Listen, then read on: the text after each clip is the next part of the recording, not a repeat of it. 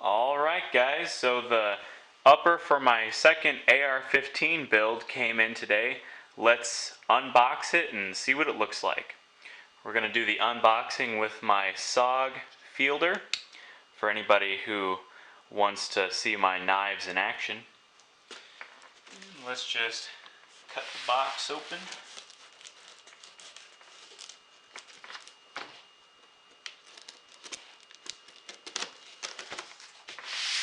The other side here.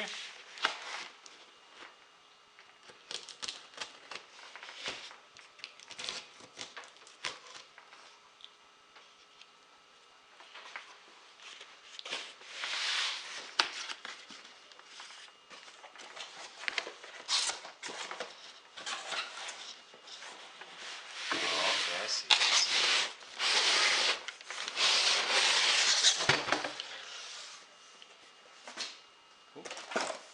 Got some paper in there.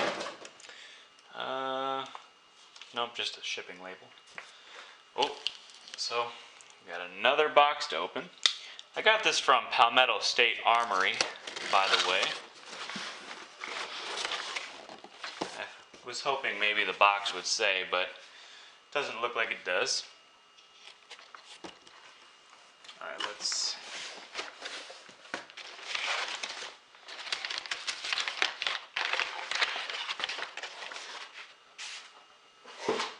get the box out of the way.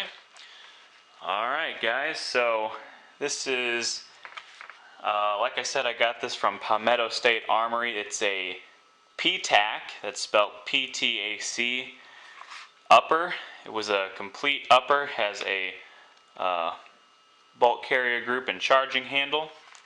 I'll cut the zip tie off in a minute.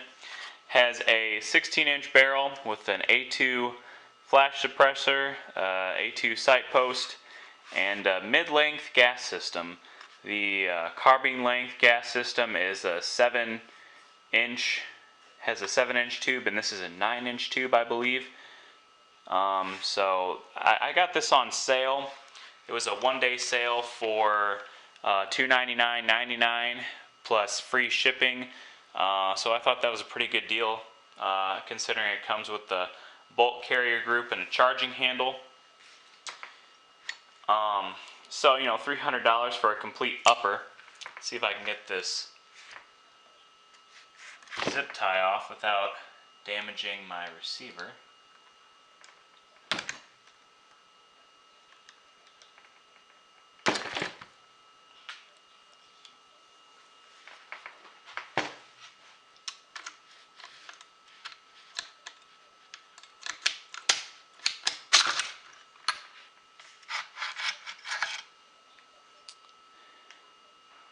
Oh, and this is an M16, you know, full auto style bolt carrier group, so that's pretty cool. The bolt carrier group in my other AR-15 is it's called a commercial grade bolt carrier group, where it's milled out further back. Might do a comparison of that later on. And of course your just standard mil-spec bolt carrier, or not bolt carrier group, your mil-spec charging handle. So for $300 for the complete upper, I thought that was pretty good.